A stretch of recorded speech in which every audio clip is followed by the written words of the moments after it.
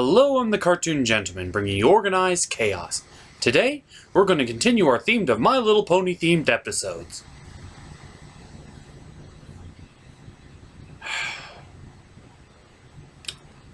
Lord Zed? Lord Zed! Okay, coming boss.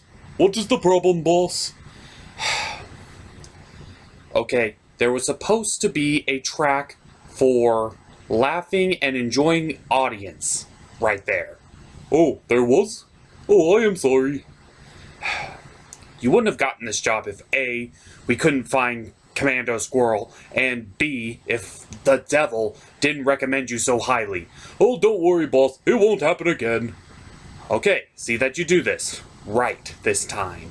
Okie dokie, boss. Okie dokie. Yeah. In our ongoing search to get Commando Squirrel back from wherever he is at the moment, we had to hire a new sound guy. So please, don't make any negative comments about if the wrong sound plays at the wrong... I did it, boss. I did it. This is Season 7, Episode 2. The episode begins with everyone's favorite discount Twilight Sparkle and everyone's favorite discount Rainbow Dash working together, as one of them is clearly making cupcakes and the other one is practicing their spells. I don't see how this could possibly go wrong.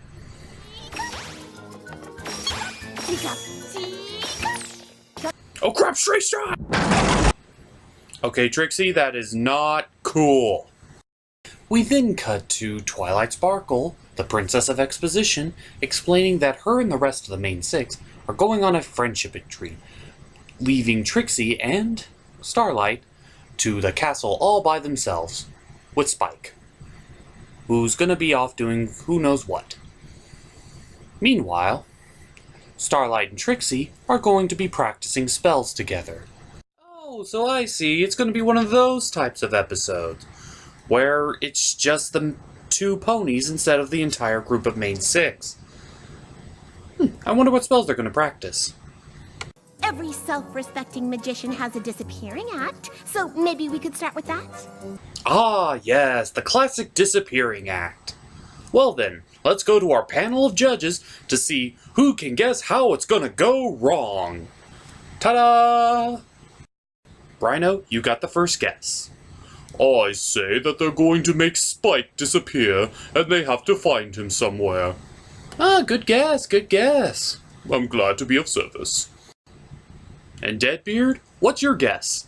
I say since they're doing a transportation spell, they're going to wind up in some far-off known place in the world. Ah, yes, another good guess. They're the ones misplaced. Yark. And Alan, what do you have to say? Oh, I've already seen the episode, so I already know that they're going to... We are out of time. But wait a minute, I actually know the answer. No, we're out of time.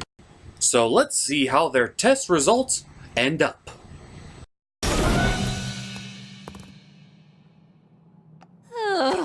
Ah, it was the table they magicked away. Oh, I'm so sorry for all our guest contestants. But at the very least, you gave it your best shot. And your consolation prize is the rest of this episode. But I actually knew the answer. Nobody cares what you think, Alan. Oh. So yes, Trixie accidentally magics away the magic table, and she can't remember where she sent it. So it's up to Starlight and Trixie to go around and try to find the table before Twilight and Company comes back. Which, whoa.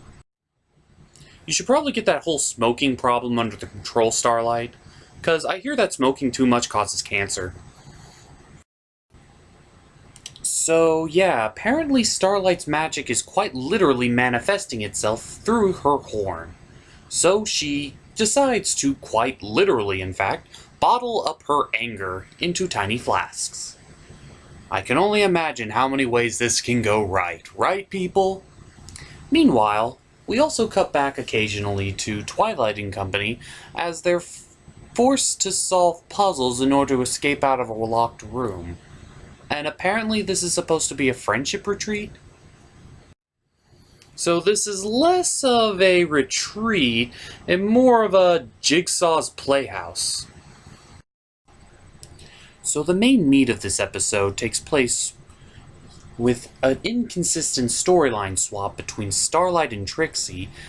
She's searching for the table, and Starlight continuously bottling up her anger, and Twilight and company trying to escape from their room.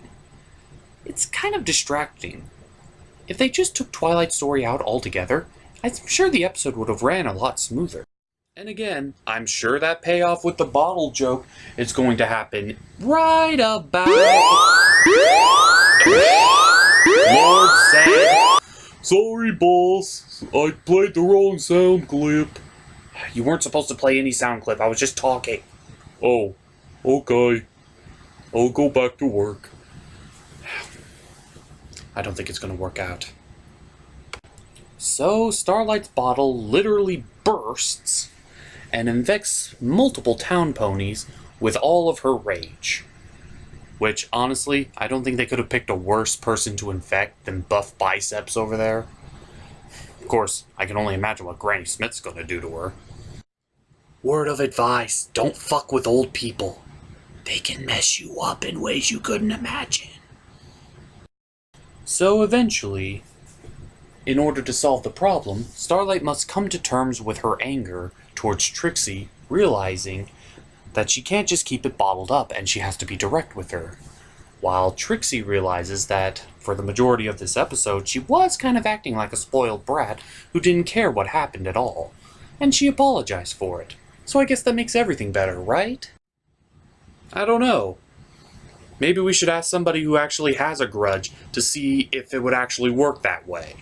Let's find out. Hey! Queen Bee! I told you my name is Queen Bee. Oh, you actually got my name right this time. I would just like to apologize and say I was wrong for everything I've ever done to you. Do you accept my apology? What? No, of course not. With all the shit that you do on me on this show, I'm surprised that you haven't been put in jail yet. Well, the only reason I'm not in jail is because we haven't had a police officer on the show until recently. But my point still stands. Nobody forgives nobody that easily, especially after all the headaches that Starlight suffered through today. And at the very least, Trixie did finally remember where she put the table. And it was at the spa. And the reason it's at the spa, it's because that's where the two of them first met. So the episode ends as you expect. They manage to get the table back just before Twilight and company return, and they all live happily ever after, right?